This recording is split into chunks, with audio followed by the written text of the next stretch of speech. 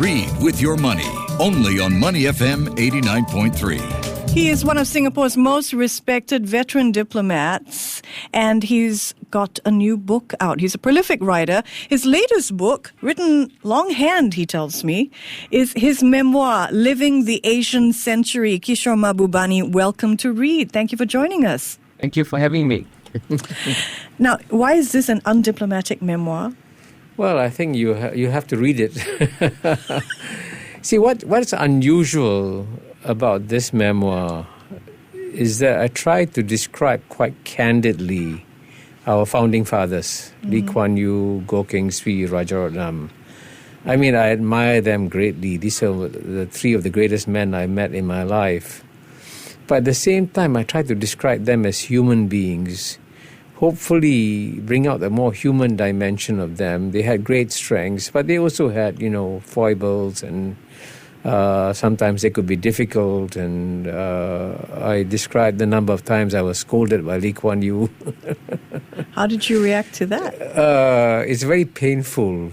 The most painful experience you can have in your life is to be scolded by Lee Kuan Yew, because he was incredibly harsh and brutal in his criticisms. He would not mince his words at all. But I can tell you that I know many ministers and permanent secretaries who were similarly scolded by him. And all of us carry this as a badge of honor. Why were you scolded? And say, gosh, have you been scolded by Lee Kuan Yew? Oh, I see. If you haven't been, something is wrong with you. You haven't been through the trenches. Do you talk in this book about, occasions when you were scolded? Yes, definitely. I mean, I describe how the then foreign minister, Mr. S. Dhanabalan, actually said, Kishore, the People's Action Party has decided that it'd be good to get you into the party, and we would like to invite you to join us and run for elections. So I thought about it for a while, and then I said yes. So I was then ambassador to the UN in New York. I flew back to Singapore, had one interview with Mr. Lim Kim San. I passed, had another interview with then Deputy Prime Minister Mr. Goh Chok Tong, and I passed. And then the final interview was with Mr. Lee Kuan Yew in the Cabinet Office of the Istana, and I failed that interview gloriously. I got 1 hour of pure shelling from Mr. Lee Kuan Yew. And so I failed to get a job that I was actually told to apply for. And it takes great skill to do that, and I succeeded. What was your reaction as you were, I suppose all this is coming at you in an interview when you want to present your best self, and then you realize it's going the other way? You see, I had observed, as I described in the book, I had observed Mr. Lee Kuan Yew criticize other senior civil servants and even ministers. And Lee Kuan Yew had very high standards, very, very high standards. I think young Singaporeans have no idea how tough he was. Yeah. And so for me, of course, initially it was bruising and painful. But I realized looking back that it was a great growth experience, because you as a result of the experience, you grow and you become stronger. And sometimes I feel that right now we mollycoddle everyone so much that in the process you're depriving them of growth experiences, like getting a very harsh scolding. Interesting point. You say you write this memoir because you think many Singaporeans are growing up without a sense of our history, that we're disconnected from these great figures who shaped Singapore. Why do you think that is, first of all? Well, I think, most Singaporeans are not aware of the biggest fact about Singapore. No country has been as successful as Singapore in all of human history at having succeeded in living up the standard of its living, of its people, more quickly and more comprehensively than Singapore. We are number one in world history. And that is something that obviously every Singaporean should know. And amazingly few Singaporeans know that we have had exceptional success, and that we have had exceptional success because we have had exceptional leaders like Lee Kuan Yew, Goh Keng Swee and Rajaratnam. Now, not only do young Singaporeans not know about our exceptional success, many of them don't even know the names of Goh Keng Swee and Rajaratnam, which is shocking. Because they wouldn't be where they are today. Young Singaporeans would not be where they are today if not for the exceptional contributions of these three exceptional leaders. And I try to bring to life these three exceptional leaders in my memoir so that young Singaporeans will understand how remarkable these three individuals were. Professor Kishore Mahbubani, you're 76. Your rise in the world parallels Singapore's emergence as a power, a world power as well, in some instances. Do you think your arc of moving from a destiny of, at one time, maybe carpet seller, that was the projected destiny for yourself as you saw it at one time, to where you are today is a sort of rise that people growing up in this Singapore can also aspire to?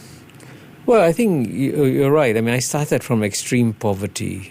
Most people look at me now and think that I must have come from some comfortable upper middle class home. But actually, I came from extreme poverty because when at the age of 6, when I went to school, I was put on a special feeding program because I was technically undernourished. And we had 12 or 13 boys drinking milk from one pail with one ladle, sharing our germs with each other. And I lived in a house, most Singaporeans cannot conceive of this. I lived in a house with no flush toilet. People would come every morning with a tin can and change the tin can every morning. And you can imagine the stench in the house by the afternoon. And so we had charcoal, stoves to cook on. And so, and in the case of, sadly, my father because he used to drink and gamble and smoke, he would lose his jobs. He eventually went to jail, and we had debt collectors coming to our house, putting up notices on the front door saying that nothing in this house could be sold because everything's going to be auctioned to pay off the debts of my father, Mohandas Mahbubani. So, I grew up in an environment that is such the opposite of what most young Singaporeans experience. But what is remarkable is that I went from the very bottom, and I, to be very candid, I would say that I went to the very top because I've had the privilege of serving on the UN Security Council, which is the most powerful international organization in the world. I'm the only Singaporean to serve as an ambassador in the UN Security Council. I've spoken in, many of the leading conferences in the world, in Davos, in Ditchley, in all corners of the world. So, in a sense, the exceptional journey that I've had from poverty to comfort is similar to the Singapore story. Because when Singapore became independent in 1965, our per capita income was the same as Ghana at $500. And now at 88,000, most Singaporeans don't realize we are among the top 10 in the world, not top 5 in the world. Now that's remarkable, It really is. So the turning point for you, if you could crystallize it, would it come down to that scholarship that you got? Certainly. To me, the luckiest thing that happened in my life was that when I finished what they call high school or pre-university in St. Andrew's School, as most young Sindhis went to work as a textile salesman on High Street. So I started work as a textile salesman on High Street, earning $150 a month. Mm-hmm. And that was a reasonable sum of money because we were living on less than that. But then out of the blue, the Public Service Commission decided to give me a President's Scholarship, paying me $250 a month. And so my mother said, $250 a month is more than $150 a month, so you go to university. And so if I hadn't had the President's Scholarship, I would never have gone to university and I would not be where I am today. Astonishing. So it was a complete accident that led to me having the education which I did. Then you joined the Foreign Service, and can I ask you a money question? Sure. I think your first paycheck was $800 and you kept $100 for yourself, something like that? My first paycheck actually was $900 a month. And you kept $100 for yourself? And I kept $100 for myself, and I gave my mother $800. Because, I mean, we were still living in the same house at 179 Onan Road. And it's a one-bedroom house. And the rental was then $17.60 a month. Because there's rent control. So we were lucky. And since my mother had struggled all her life, I gave $800 and I kept $100. And to some extent, I realized I was still disadvantaged because all my fellow contemporaries were keeping the entire salary for themselves, and I couldn't. But I made extremely good friends in the Ministry of Foreign Affairs. And what's remarkable is that the people with whom I joined in 1971, including Goh Ken Chee, the son of Goh Keng Swee, Tan Seok San, who wrote a biography of Goh Keng Swee, Jeffrey Yu, To Hok Kim. These are people with whom I'm still in touch with, you know. It's amazing. It's a friendship that has lasted incredibly long time. So it shows you that I entered an extremely friendly and happy environment when I joined the Ministry of Foreign Affairs in 1971. And by the way, our offices were in City Hall. Okay. Mr. Lee Kuan Yew's office was on the 3rd floor. Mr. Rajaratnam's office was on the 2nd floor. And the desk officers, and I was a desk officer, had an office in the 1st floor, which wasn't air-conditioned. But it was a wonderful place to work in. What do you think today's political leaders can gain from a re-experiencing of S. Rajaratnam through your eyes, or Lee Kuan Yew through your eyes in this book? Well, I think it's important for us to try and analyze why were they so exceptional. And one of the great privileges of my life is that I've shaken hands with American presidents like Ronald Reagan, George H.W. Bush, George W. Bush, Bill Clinton, and I've shaken hands with European leaders like Margaret Thatcher, François Mitterrand, Helmut Kohl. So I've had personal encounters with leaders, And what stuns me is that if I look at some of our contemporary leaders, say, for example, some of our contemporary European leaders, it's actually shocking how mediocre they are compared to leaders like Lee Kuan Yew, Goh Keng Swee, and Rajaratnam. And if I had to describe what made them special, I would describe them as AAA leaders. Mm-hmm. But the AAA stands for, number one, they could analyze. They were so incredibly sharp in their analysis of international developments. And I believe that the reason why I've been able to write 10 books is because I learned from the three of them, three geopolitical masters, how to analyze the global situation. Secondly, the second A is that they could act. They were decisive. They would make decisions and they would proceed. They wouldn't dither. They wouldn't, say on the one hand, on the other hand. They would analyze and then they will act.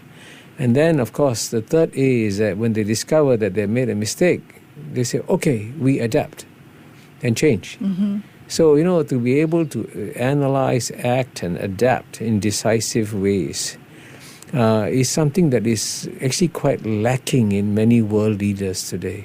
And so it is so shocking that young Singaporeans don't know how amazing these leaders were. You've written about the decline of diplomacy extensively. Are we seeing diplomacy become irrelevant in a world driven by populism or power politics? Well, I wouldn't say that diplomacy is declining globally. It is declining in some areas, certainly in the West. It is declining. So I give you an obvious example. One of the biggest wars that is going on today is the Ukraine war. Now, I can tell you any objective analysis will show that war could have been avoided if the Europeans had smarter and more capable leaders. And to me, I say this with some confidence because this insight was given to me by the then America's greatest living strategic thinker, Henry Kissinger, when I had a one-on-one conversation with him in October 2022, about 8 to 10 months after the war began in Ukraine. And essentially what he was trying to say to me very subtly is that the quality of mind of European leaders was not up to the task in terms of analyzing how to handle situations like this. And that's why you have wars. Wars are the result of geopolitical incompetence. And equally, we've had a very long peace in East Asia now, which is extremely unusual. We've had 46 years with no major war in East Asia, and that's a result of geopolitical competence of our region. And so it's quite a reversal from the time when I grew up in the 1950s and 60s, when all of us looked up to the Europeans and we thought the Europeans were superior. And in my memoirs, I confess that as a young Asian, I did feel that we Asians were intellectually and culturally inferior to the white man. You did. That's how I felt. Oh, I felt it very deeply. So, and I want to emphasize that fact because, again, that shows you how far we have come. We went from a sense of feeling inferior to the white man to a situation today where people say the 21st century will be the Asian century. What are the consequences for Asia with diplomacy shaping up the way it is in the United States? Well, I think, the world has relied a lot on the United States providing a sense of stability to the global order. And many American presidents felt that they had a sense of responsibility for managing the world too. And, the most extreme example is probably President John F. Kennedy. And, his chief speechwriter was Chad Sorensen, who was a good friend of mine. And in one of his speeches, John F. Kennedy said that, we in the U.S., we will pay any price, bear any burden to defend, freedom and democracy in the world. Today, you have the exact opposite, where you have a president who says his mission is not to save the world. His mission is to make America great again. So clearly, his vision is the exact opposite of John F. Kennedy's vision. And so we now have to deal with a very different world. And the big question is, for us in the 21st century, who will provide the leadership now to try and ensure that we have a stable world order? And this is where, frankly, since the fastest growing powers in the world are going to be in Asia, it's up to us in Asia to step up and provide some degree of global leadership. Do you see a shifting of world order from the sense of globalization to spheres of influence becoming more important as an organizing principle? Actually, I do. I'm not a pessimist on globalization. Certainly, when the United States imposes lots of high tariffs, it could slow down some processes of globalization. But the important thing is that most countries in the world are not doing that. Most countries in the world are not raising their tariffs. Most countries in the world are not reducing their international trade. Most countries in the world are not closing their doors to foreign investment. So, fortunately for us in East Asia, our economies continue to do relatively well, and I'm reasonably confident that within Asia, for example, there'll be no retreat from globalization. And hopefully Europe will also work with the East Asian countries. And if Europe and the East Asian countries, including China, Japan, South Korea, and ASEAN, and all work together, it's possible that we can continue to keep globalization growing, even if the United States steps back for a while. About 3 million people have read your previous book, which you put up so generously for free on the internet, about Asia in the 21st century. Why do you believe that this is the century when Asia's rise will be most obvious? Well, actually, it's 3.99 million, so it's close to 4 million now. I hope 10,000 of your listeners will download the book today and raise the number to 4 million. It's free. What's happening in Asia today is something that's so remarkable that when future historians look at our time, they'll be amazed, absolutely amazed. But on the one hand, it looks very surprising. On the other hand, we are going back to the historical norm, because from the year 1 to the year 1820, for 1800 out of the last 2,000 years, the two largest economies of the world were always those of China and India. Yes. Always. So the fact that China and India went from having 50% of the world's GNP to having just about 5% of the world GNP in 1950, that was abnormal. But today, in the 21st century, we're going back to the normal. And the fact that, the 4 million people who downloaded my book came from 160 countries shows that the world is psychologically preparing for the Asian century. And we should be glad that we in Asia today, the Asians who are alive today, are living through one of the best periods ever in Asian history. Are you an eternal optimist? I have to be an eternal optimist when you consider where I came from, the poverty I experienced, the deprivations I experienced. So we went from 6 of us living in a 1-bedroom house to a happy situation now where my wife and I now live in a 6-bedroom house. So I mean, that's an incredible journey to take, So I've never forgotten where I came from.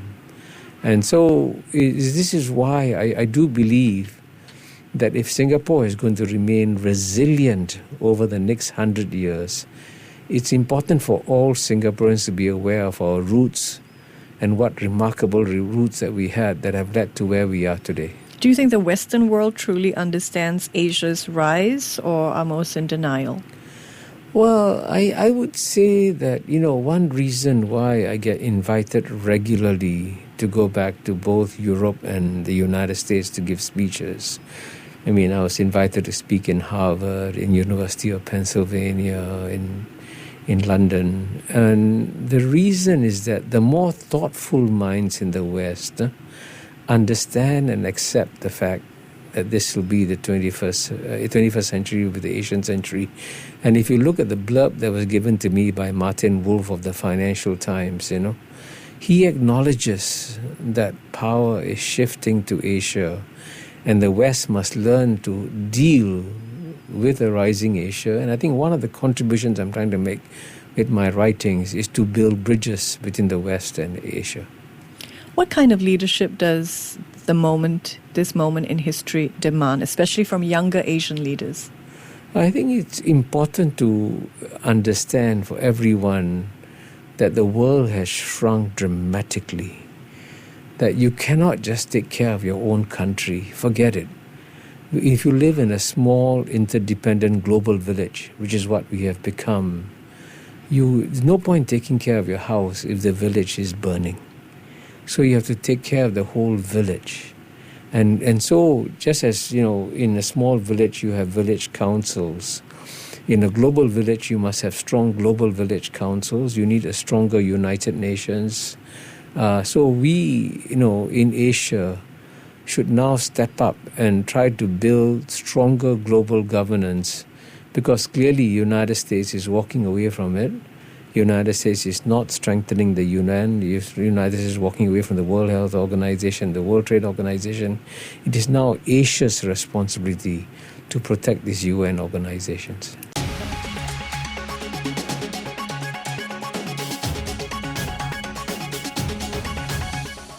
Money FM 89.3.